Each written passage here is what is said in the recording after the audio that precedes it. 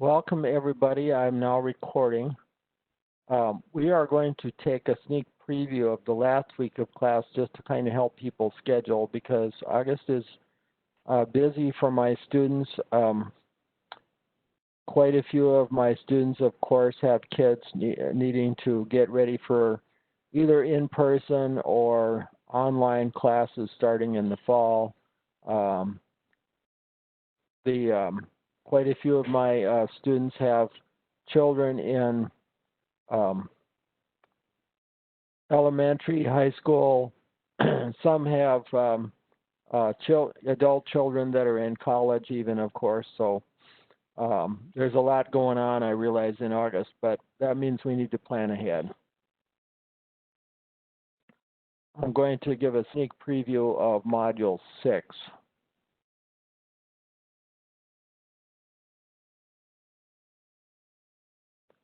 And yes, I mean, one of the questions I had was, should we be working ahead? And I would say the answer is yes, at least as far as skimming. Skim ahead and say to yourself, I need to sort of rough out an idea of what I'm going to do in Module 6 because it's going to go so super fast. So I don't know if you can see this now, but Module 6, yes, there is a written assignment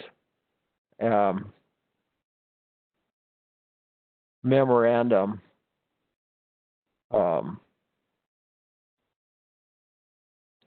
yes, I will try to maybe you can direct me on whether you want me to do a session about doing this the Friday before instead of the Monday before.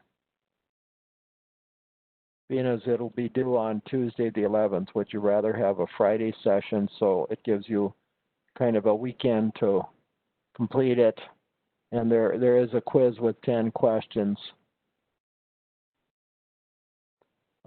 Quizzes are every the even-numbered weeks, so we have a quiz this week and we have a quiz Module 6. So Module 6 quiz will be on Module 5 and Module 6. And Module 5, of course, does have a written assignment. I would say do not do the final draft of these things ahead of time, but you can do you might want to do a first draft early or an outline or just notes. That might be worthwhile. Right now we're working on Module 4. I don't know if you can see it though. Sometimes it won't display it unless I start all over again. Can you see what I'm showing you on Module 4? Okay. And of course the objectives are right there. And part of the reason I argue against the ethical wall is just to help you remember it. Ethical walls are here to stay. They're not going to ever get rid of it because somebody like me disagreed with the idea of it. And I can probably be persuaded to moderate my views, okay? My initial opinion, where I asked it, would probably be against something called an ethical wall, but a skilled paralegal or attorney could probably argue me out of my position by bringing up cases, facts, ideas. I would write them down and then I would chart it out for myself. And I would test my ideas. I would probably do the same as far as conflict checking systems. You'll get more about the mechanics of conflict checking when you take law office management later on, which is a 2000 level class meant for the second year of study. But the idea, I can talk a little bit about the idea of a conflict checking system, in other words, like an electronic system. And I can also talk somewhat about the simple system of conflict checking, which is very commonsensical, basically 3x5 cards. There's the old-fashioned Rolodex cards on each file worked as far as the more obvious conflict checking.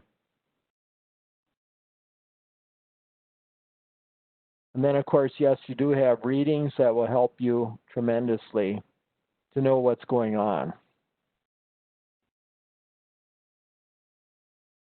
And then there's some reading and reflection and kind of a navigate slides and so on. This is really helpful, and I would, whatever I say, I would check it out so to make sure that you understand it for yourself. Whatever I say about conflicts and conflict checking, I would check it against this and say, does what Mr. Olson say, did what Mr. Olson said agree with what was set up in the course? If what you think I said disagrees with this basic idea, then I either said it wrong or your notes are wrong, because I don't intend to disagree with all of the basics of this, okay? I may disagree with the wisdom of some of the way the rules are interpreted or proposed, but I don't disagree with what the content says about them or what the rules are. I don't disagree with what the rules actually are.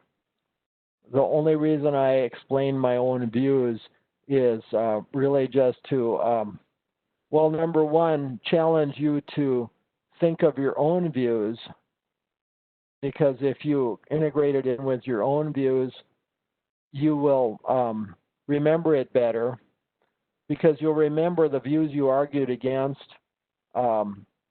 If you have a problem with a rule because of your own personal views, you will remember that rule and be able to apply it better than if you just try to be totally passive about all the rules.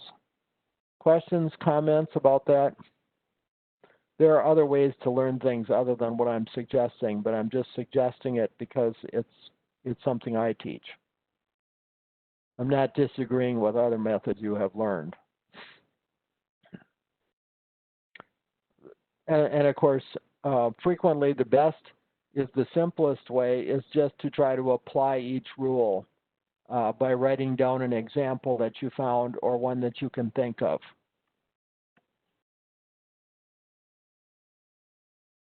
So lawyers are often seen as being very abstract people in the sense that they live by abstractions and so on. You know, sort of an artificial reality or whatever, but actually lawyers are very concrete in certain ways. If a lawyer cannot hear of an example, they tend to let it go.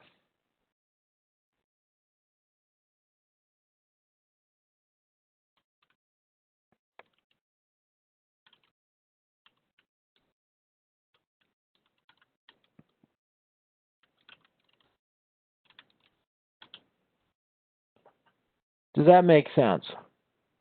So law is a matter of more concrete examples than just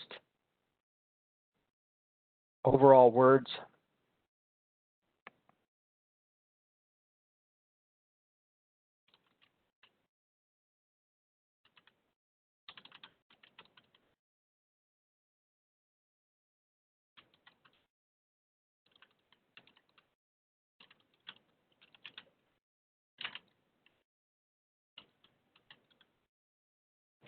So lawyers are typically not philosophers.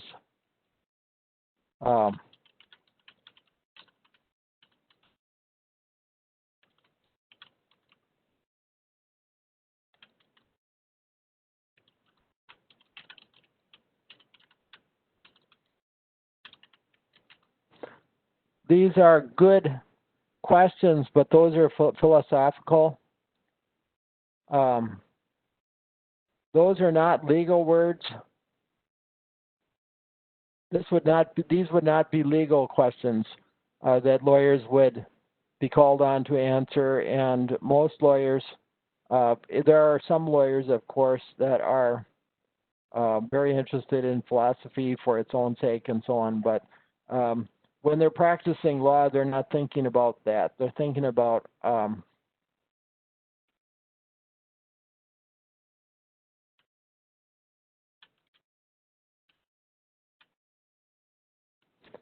which choice is best for this particular client.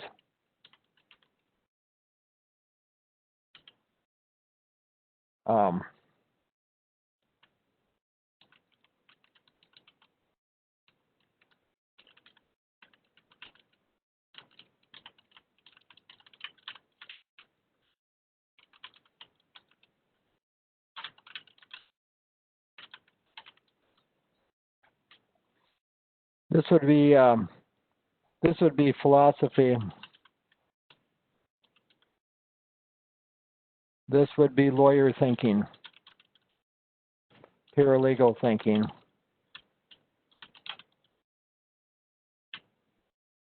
Questions, comments?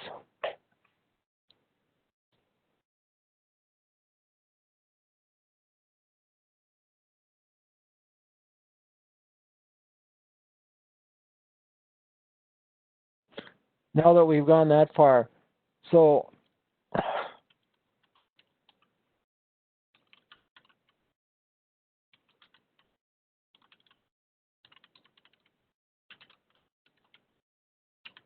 and this is kind of a not entirely rhetorical question, but at the bottom, why do I want to see very specific sources for each answer? Because we are not at the we're not at the point of view of talking about the overall absolutes of life, of living the good life, like a philosopher would talk about. We are trying to narrow it down to specific rules or specific sources. Okay, so and then of course, what do I want? I always want what, where, what you think.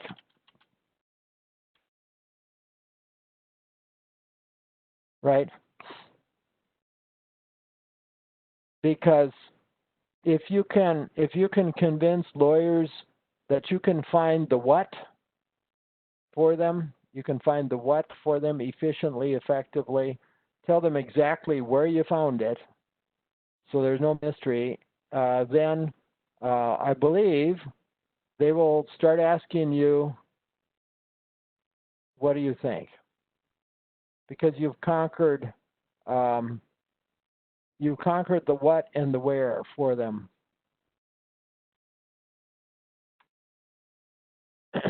I found the conflict of interest rule. I looked at the old file and the new possible client situation, and I think that this law is applicable. This rule of professional responsibility, this conflict of interest rule. And not only is it applicable, but it means that we should not accept the new case. That's my opinion, unless you can find an exception. So we're just very specific. A new paralegal was hired 2 months ago and has been working on cases during this time. No conflict check was run on Melissa's previous cases from her old law firm. Now, in the olden days, you didn't really do a conflict check on this. It's difficult to do one from the old firm because they don't want to give us their case names. So it's kind of this is kind of a difficult matter.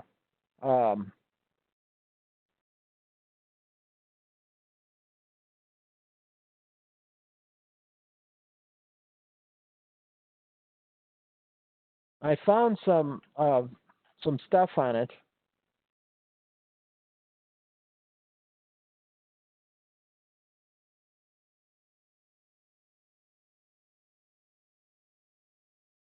There's one from Georgia, Hodge versus Urfa Sexton.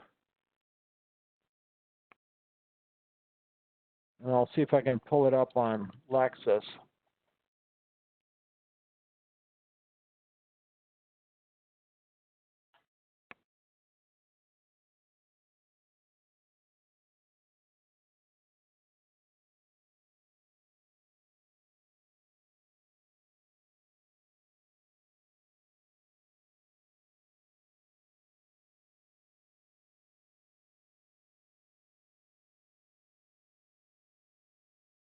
Nadine, it's just the more research the person wants to do, the more a person should be able to use high-end research services. If you can use Lexis, you can use Fastcase or Westlaw too.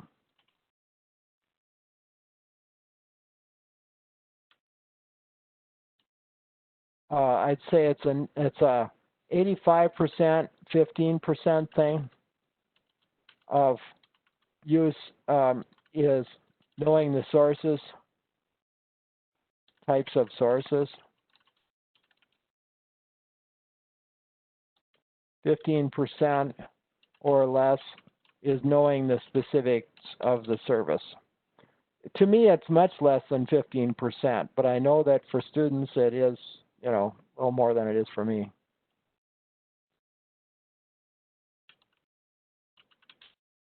Notice I don't call it a database.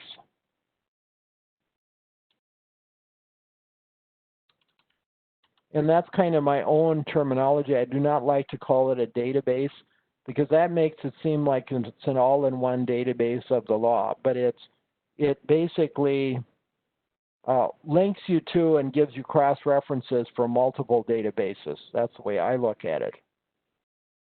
Lexis itself, the Lexis editors go through and voluminously go through and find, for instance, cases related to statutes.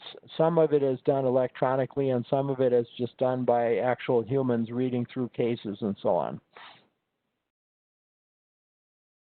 And they do head notes in cases to alert you to legal concepts within a case.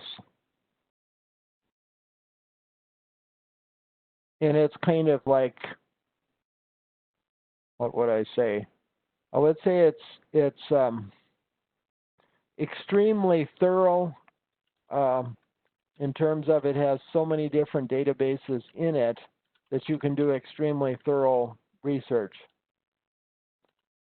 But that's what's intimidating about it as well, is because there's so many databases in there that you can get lost in it. But what you want to do in school is figure out where to start, where basics are. No. The answer is no.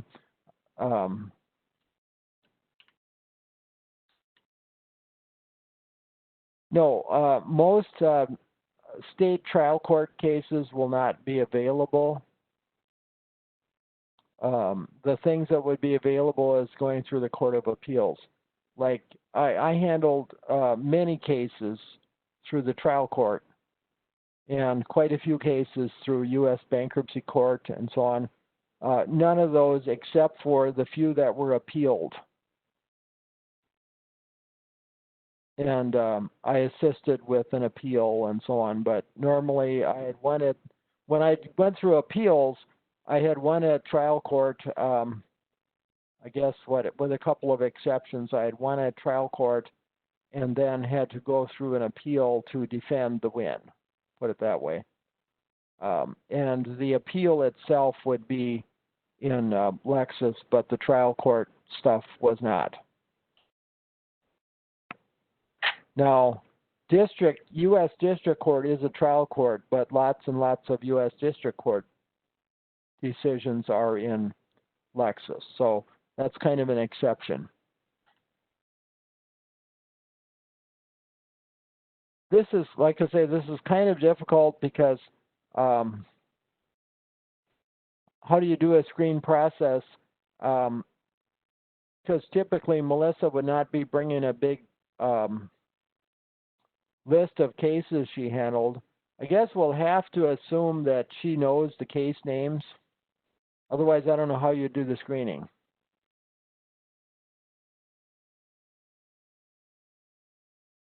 Right, yeah.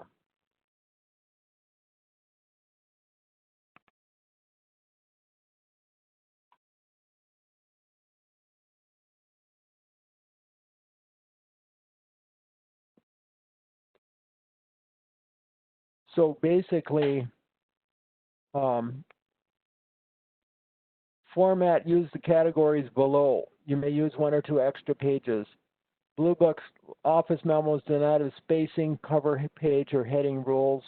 The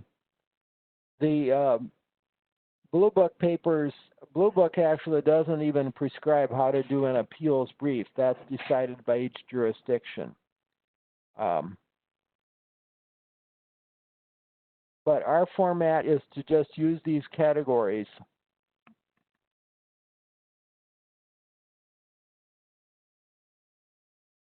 But see, I don't worry about this. I realize that other instructors do, but sometimes it's too hard to squash your thoughts into 2 to 3 pages. You'll later on we'll be able to figure it out. Excuse me, I have to check on something.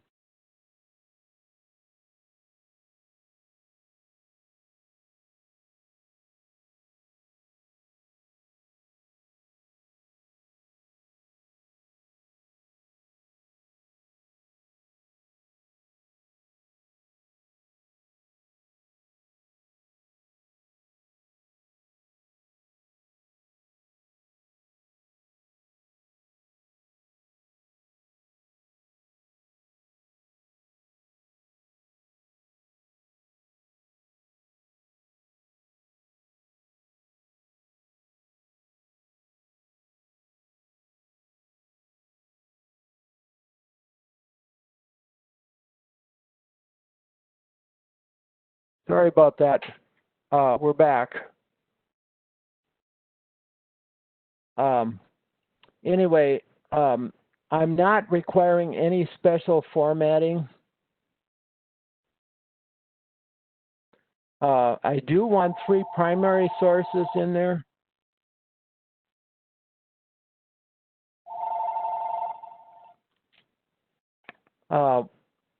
Who knows what a primary source is?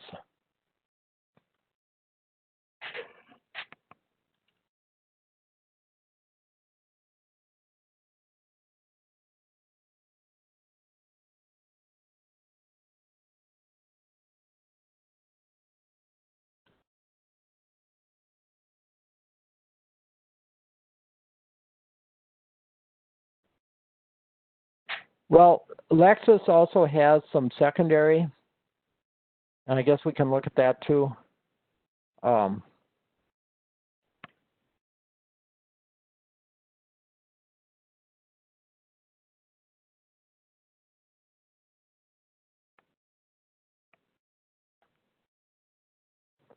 This one is interesting because I was looking for a primary source, kind of going state by state. And here's one.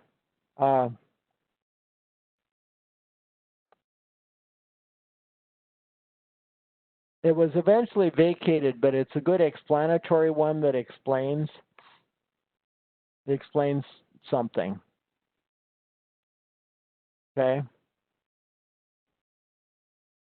It explains disqualification. So I would still use it even though it's not, it does not have the final decision.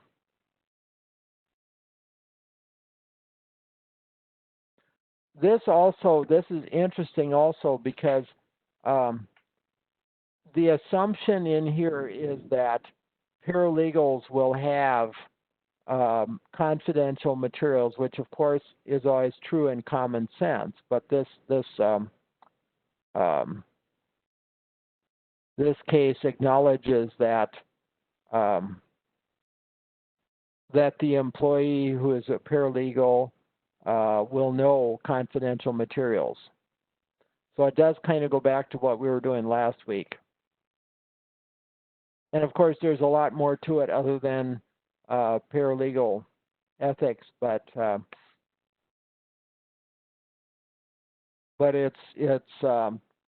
it's got the same situation.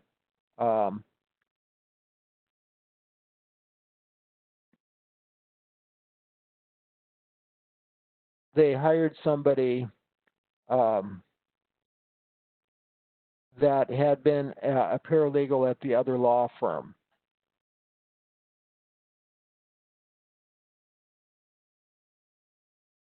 And it says no screening procedures to shield her from disclosing any knowledge he possessed regarding the case at that time. So, but of course, to clear up, we look at subsequent appellate history and see what happened after that case.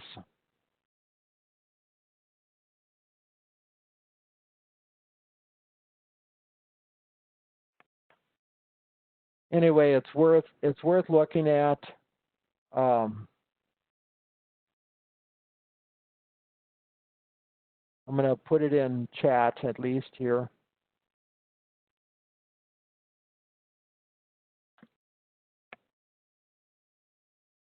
I guess this was the one that vacated it, but let's put it in chat.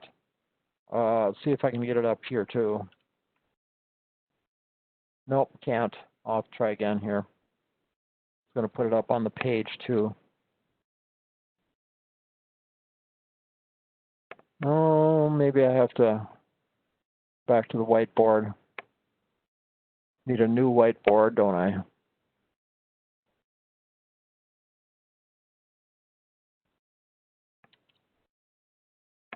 Come on.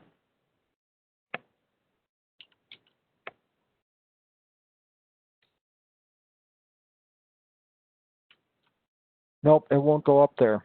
I don't know why.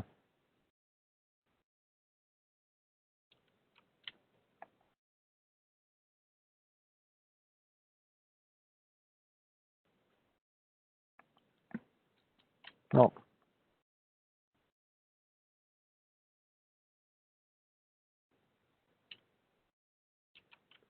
Cannot copy paste. Oh well, I'll type it.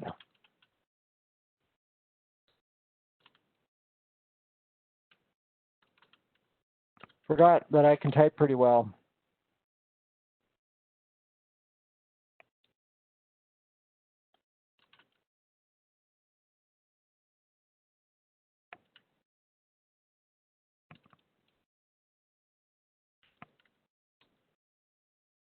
How's that? That's not all correct, but in a pinch that will do, okay? And actually, to find something in Fastcase or Lexis, if you just type this much, it's enough of a finder, okay? 295 space GA space 136. You don't need to, in order to find something in Fastcase or Lexis, you don't need to put a period in the correct place necessarily, or a capital letter, but you do have to put space. For instance, 295, no space, GA, no space, 136 will probably not work in research services, okay?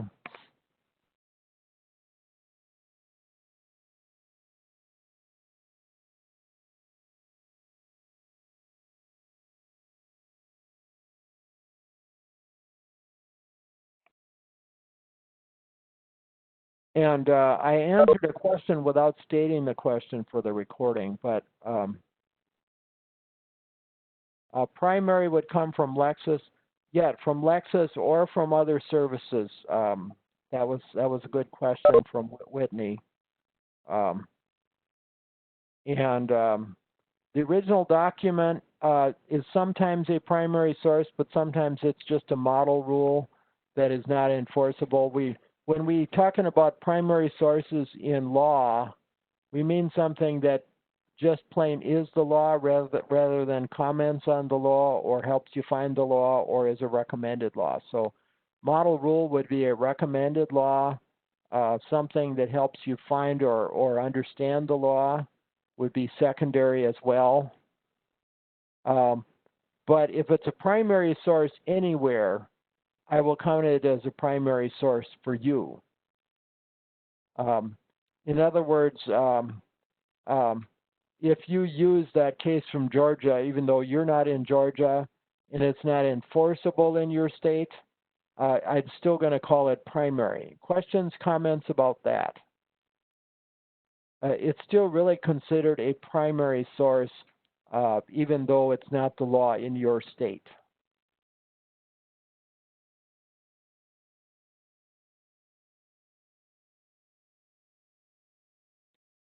And you will get a chance to talk about in other courses about the difference between mandatory authority and other more academic authority.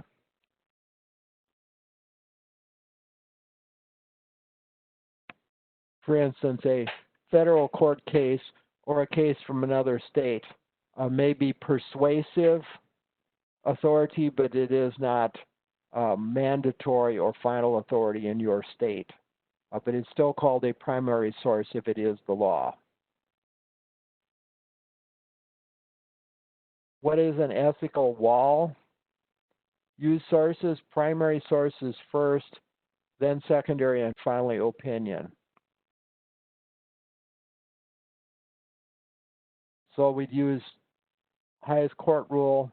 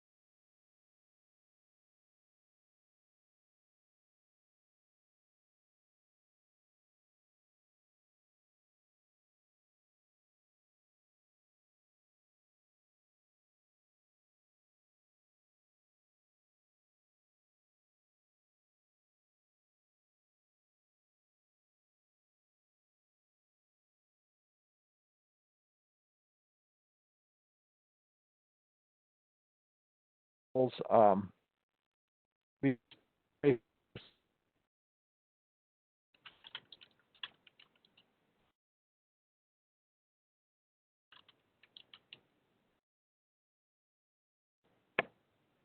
Okay, am I back? Okay. There was an electronic glitch. Okay.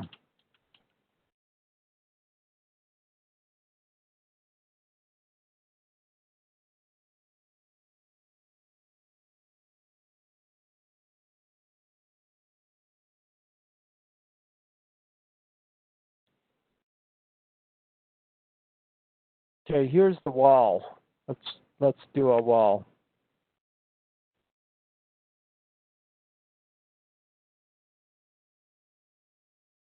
Um,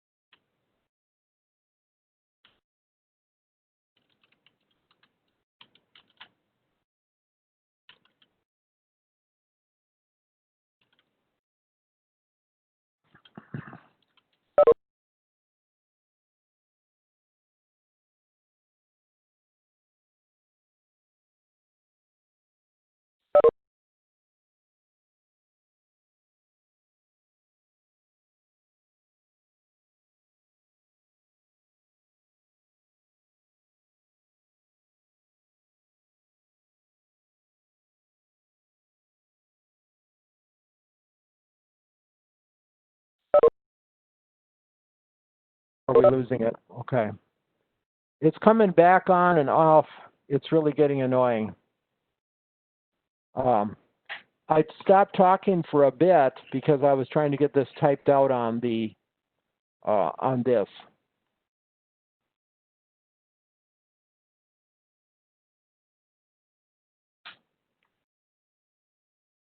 Is it audible again? Okay. So Sheila is a paralegal. So if we have a large enough firm to where we have enough specialty, we have Sheila work over here,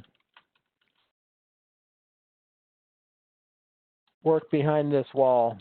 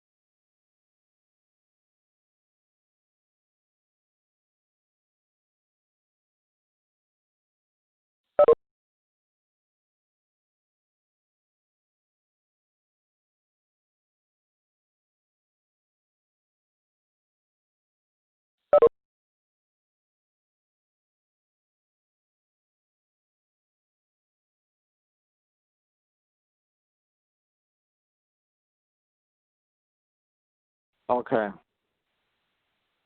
I don't like this because I like to be able to type. I can't type one-handed very well. Well, I can't type very well one-handed, but anyway, Sheila is behind the wall now.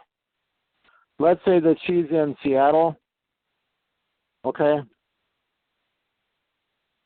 And I've oversimplified it because obviously in some firms she would be in Chicago and the wall would be pretty artificial, but I'm creating a little more space between her and the lawyers that handle divorces.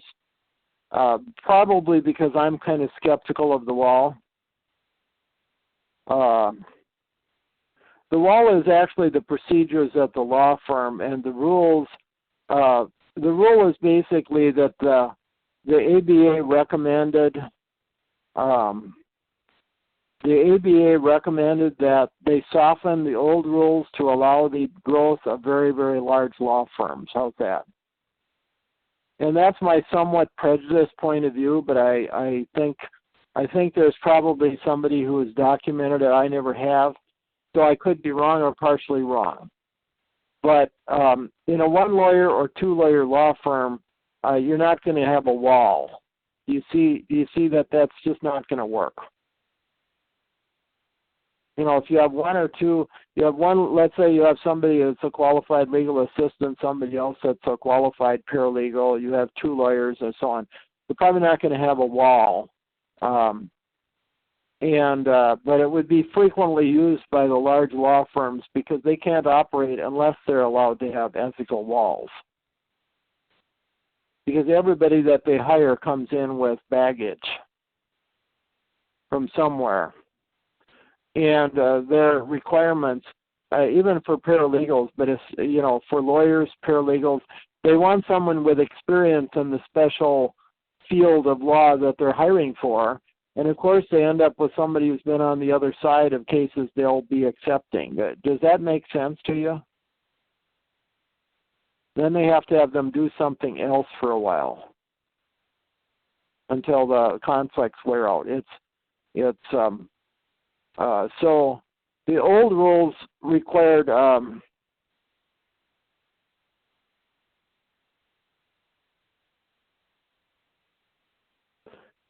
good question. Matt's lead asks, without fiduciary responsibilities, would paralegals have the same risk of conflict? Can't really answer that precisely, I don't believe. If you didn't have walls, I'd like to think that paralegals do not have a lot of personal risk because they're an employee.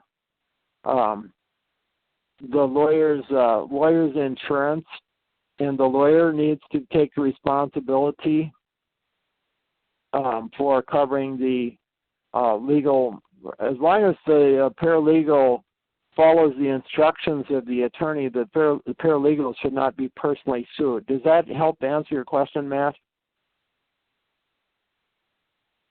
As far as risk? I mean, I don't know of any paralegals who buy their own insurance when they're working for a lawyer. I guess that's the way I could state it. But paralegals do bring baggage with them because they gain confidence as their secrets for the reasons we talked about last week, is that paralegals are knowledgeable about all of the secrets in the case, basically, as they work intensively on cases. That's why they are protected. I shouldn't say paralegals are not protected, but the client is protected against paralegals testifying against them of secrets, okay.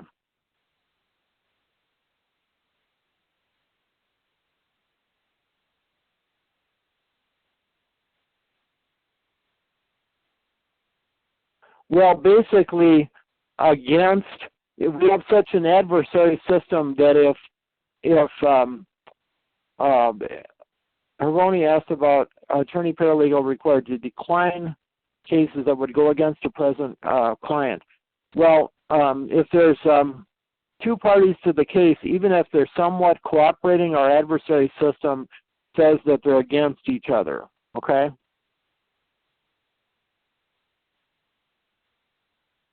Now, of course, there's some extremely cooperative cases where you would say that nobody is really against anybody else, and I realize that. I mean, we never had to have, in a agency adoption, we didn't have to have a separate lawyer for the children to argue against the adoption or something.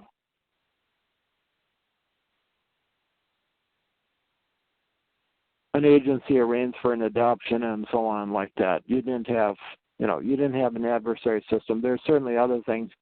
There were, I handled quite a few probates where the parties would come in, and technically I suppose they were all separate parties and so on, but they all agreed that one of the persons would handle the case with me, would be the personal representative, sometimes called an executor and so on, and would handle the matter and work with me, and they agreed on what should be done and so on. So it's not always terribly adversary, but when in doubt, we assume it's an adversary case, and that you can't be on both sides, okay? Or you cannot be against a present client. Like I say, some people are very nice and would try to let you do stuff. I certainly had clients that were very nice people, and they would have been okay with, they would have been okay and waive something like that, but I wouldn't allow them to waive it if it was definitely that kind of a conflict. They say, well, if you want, why don't you complete doing my will? But if you want to that stupid little dispute that my brother wants advice from that's against me, go ahead and advise him. I'll sign a waiver. You know, people might offer something like that and say, well, you go ahead. You used to work for my brother before you worked for me. Go ahead. Well, I wouldn't do it because it's a direct conflict, okay? Where I would maybe allow them to waive is where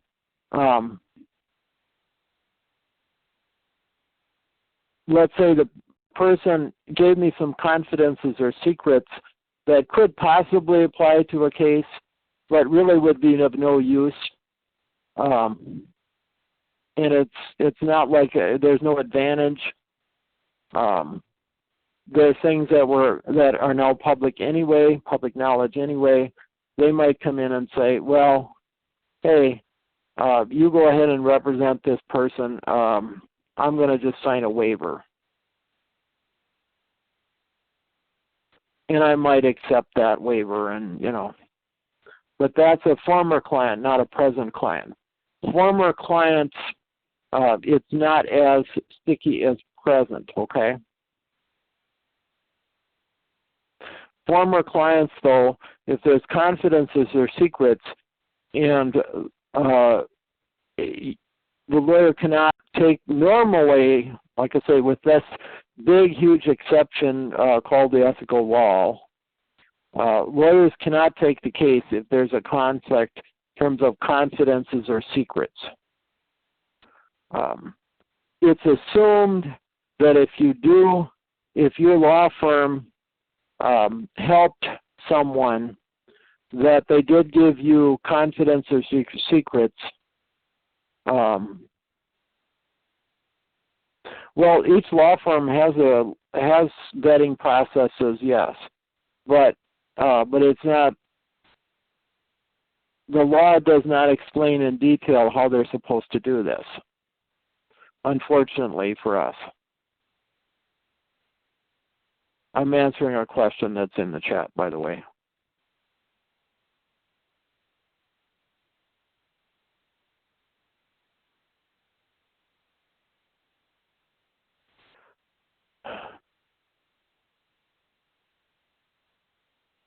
Well, I understand that, but I'm doing my best, Whitney, to do that. There used to be, up until very recently, I could quickly do a recording right off of WebEx, didn't have to load it into YouTube, and then it all showed up, and now it doesn't. Sorry about that.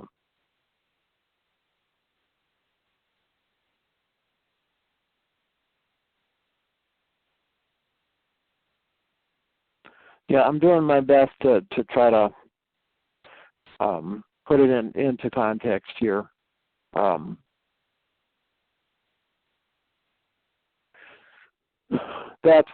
was explaining to Whitney why we're not able to get the chat out there to you like we used to.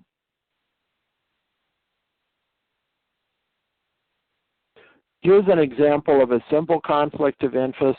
Well, the simplest possible would be you have one of the lawyers in the law firm in Chicago represent the wife in a divorce, and the other lawyer in Chicago represents the husband in the same divorce. And they say, well, our law firm wins either way. No, you cannot.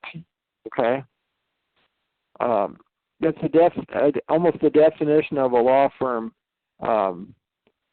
ethically is that it's a unit that cannot do that. You could have people share an office building do that, but they shouldn't be sharing confidential employees then, okay? They really shouldn't even be sharing a receptionist who listens to the stories. I mean, when you talk about office sharing, which a lot of very small firms, especially in bigger towns, but small firms, 1 or 2 people will share a reception. But if they handle the same type of law, that's kind of risky.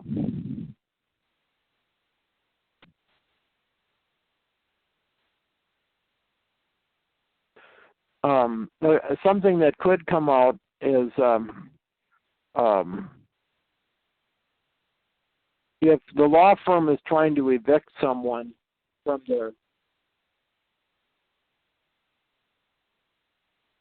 their residence, they shouldn't give that same person advice. Any questions about that?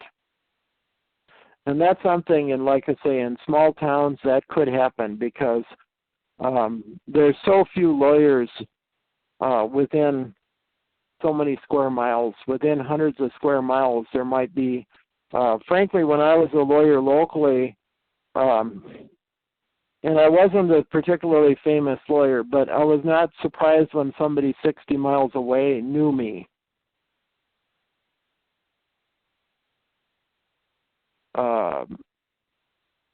Yeah, well, I'm not related to everybody. I'm originally, I mean, my relatives are in other parts of the country and state, but I'm not related to people. But I was definitely known, as was every other lawyer locally. And my paralegal was actually even a public figure. I remember, I probably have told you that. A person came in and wanted to chat with me and said, "Oh, was that your paralegal?" And he wanted to know which lady my paralegal was dating. And I said, "I will offer you a subscription to People magazine." I said, "But I'm not going to talk about the personal life of an employee, okay?" And I just try to tease the person rather than get angry, because then it would cause that much more gossip. None of anybody's business, but it's even a paralegal, lawyer, anybody that works at school, anybody that works at the hospital, basically all public figures. Anybody that works at the courthouse,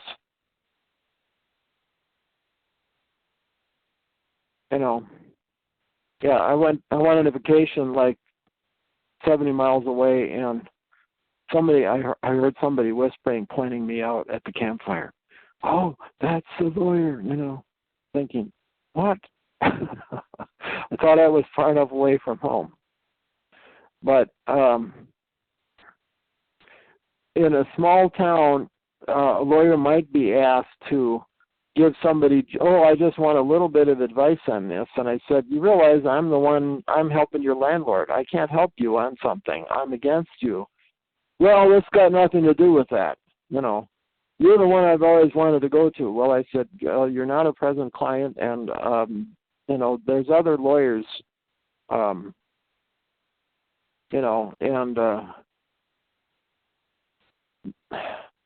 I'm glad I was not in such a small town that I was the only lawyer. I mean, there were always a bunch of other lawyers, sometimes as many as 8 or more. So there's always somebody else they can go to.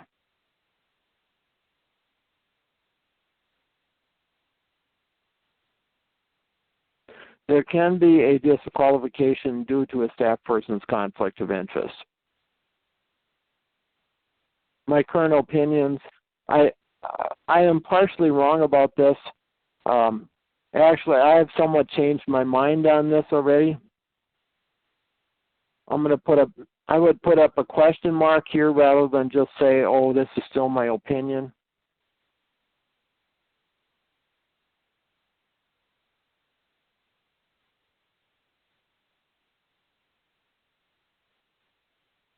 Okay? The entire law firm, actually. But with the ethical wall, you can exempt the law firm and have another lawyer handle something if you have a really good ethical wall. But it still doesn't get rid of the simple conflict. It gets rid of the confidences or secrets conflict, okay?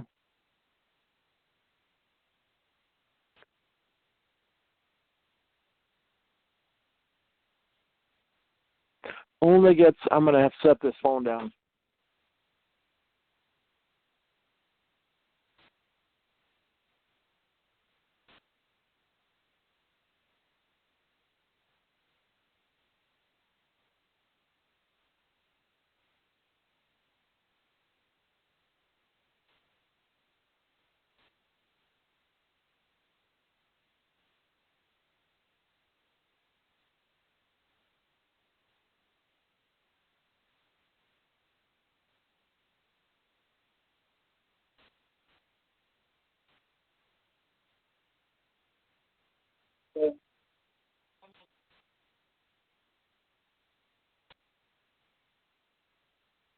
While only eliminates the confidence or secrets conflict, the same attorney or paralegal still is eliminated from the new case, okay?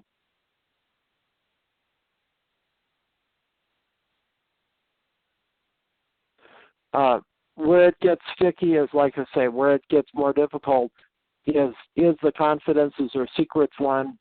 Some of those are just not waivable in a normal situation where you don't have a wall, where you do not have a wall. Okay? And I'm a wall skeptic, but maybe it's gotten to the situation where we absolutely will have to permanently have walls for the rest of whenever. One of the things we do when we start a case is we do an intake sheet. The intake sheet and the file card should be probably entered into an electronic system, but in the old days we just did it on a piece of cardboardy paper or the so-called 3x5 card or the Rolodex and so on. But you had to do several Rolodexes, so you had to be able to look up Susie Johnson, you had to look it up under J and under Paulson and under Morgan. You might have to look it up under S for Susie and the AM. Okay? So Susie would actually have at least 4 cards. So, and each of the cards would have all 4 of her previous names, her personal 4 names, and her radio show name. Questions about that? And I'm not going to go into great detail on the complicated part, but the facts matter when you're doing complicated ones like confidences or secrets. Basically, what you need to look at on these is, can our law firm be accused of knowing too much and having an unfair advantage? That's the way I would look at it.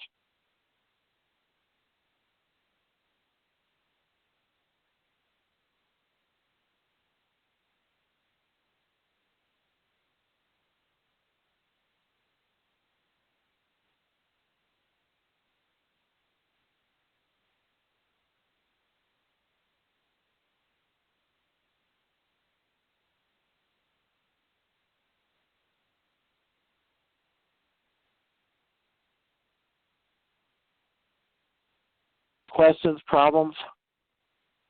That's the question. That's why we sometimes have to look at the factual portion of a file rather than just the file card version just to check names. If we only had to check names, it would be so easy. We'd say, well, we are not doing anything for Susie, Susan, Susie Morgan, or the Susie and AM radio program. We're not doing any of that anymore, so we can help the other side against her now.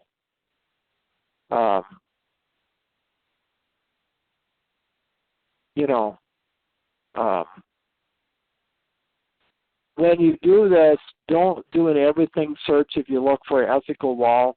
Get to know the sources. I went to, before I did a search on ethical wall, I went to Minnesota State and Federal Court rules.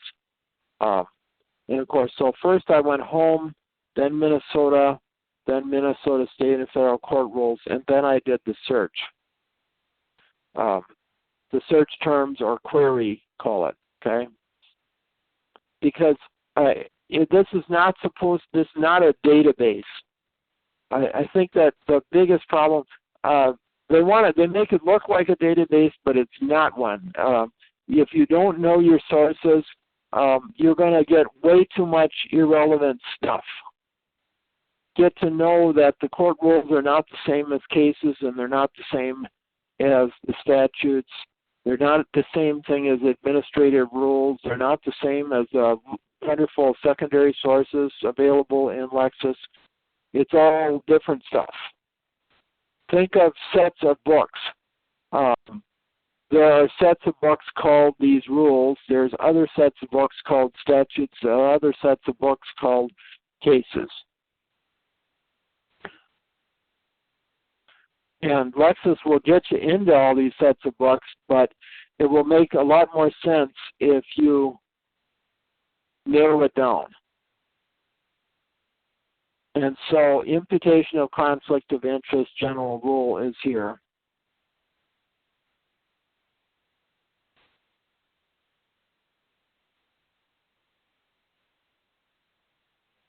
And this is kind of the ethical wall. Lawyers prohibited from representing a client, but other lawyers may represent the client. But then these things have to be done. But the rule doesn't tell you exactly how to do the screening. Screening measures would be the wall, really.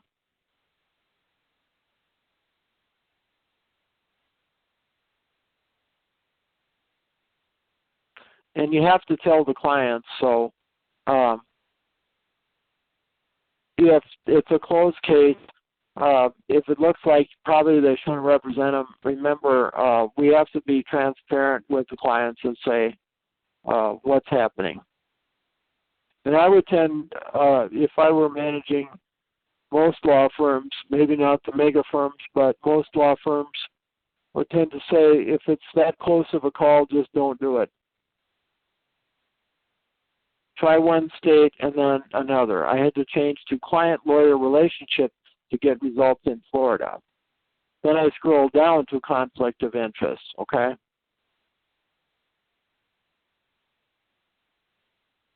So I did a different search in Florida to get results.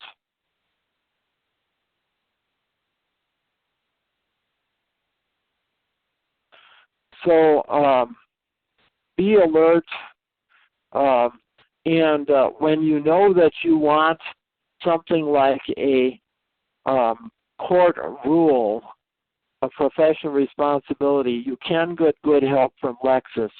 When you don't know what you want to do with an assignment at all, Lexis can't help much. What they'll do is they'll get you to the correct court rule reasonably well if you can specify what I wish is a court rule. If you say, I don't know what to do with my assignment from school, yeah, public records, yes. If they will not know your assignments, but that's where tutoring is necessary. Tutor would understand your assignments. But in terms of being able to get you to the correct professional rule, to be able to find a related case, they are excellent. But you need to know whether you want a case from your state, from, or whether you want to rule at the present time. I'm going to remind you of their phone number before we quit here.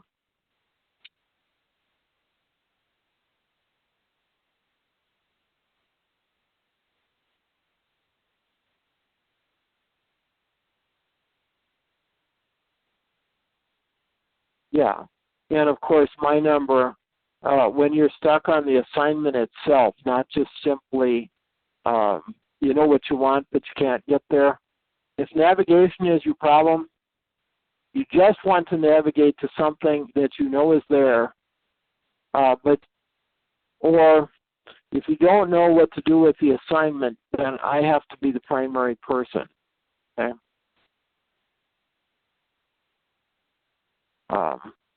And here's the similar rule with conflict of interest in Florida.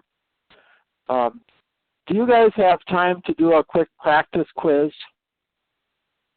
I'll try to go through it fairly fast. If Joe, the attorney, says he got a letter saying that he may be in trouble due to alleged ethical violation, he receives a letter from who, do you think? It can't be the ABA, because Mr. Olson says the ABA does basically nothing other than recommend rules. State Commissioner of Commerce, that seems kind of possible if you used to work for insurance people, but not actually true for lawyers. It's actually B. Okay? Questions, problems? disciplinary authority acting under the state's highest court. May be called the state bar, but the highest court would actually hear it if he's in major trouble. The state's highest court would do it. A simple conflict of interest is imputed knowledge. No, that's not simple. That's where we had to argue and talk about it, okay? When a lawyer is asked to act on behalf of a person who has a personal grudge against one of the lawyer's office staff, that's a little subtle. You might not want to take the case. It could be technically, it's not a true conflict of interest in legal terms, but it might be something we don't want. But I asked to advise someone that the lawyer is suing for the same matter is the simple one. We don't advise somebody that we're suing on the matter. The exception to confidentiality allows an attorney to disclose past crimes by a client. No, that's what has to be protected. Information to defend the violent crimes or plan future violent crimes by a client, or information to defend the attorney from a charge of misconduct or a criminal charge, or B and C. This one, B and C. So answer D is correct there. Form present opinions and use logic, research, or both. This one looks attractive, but it's not good enough because we're working with research.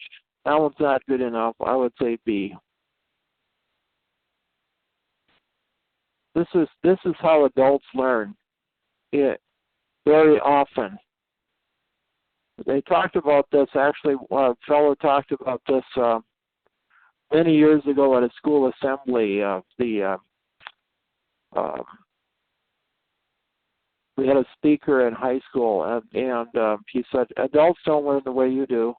They don't just memorize. They figure it out and they put it in with their present information. Well, their present opinions, and they keep testing it out. Thanks for waiting. Appreciate it. Thanks for working with me.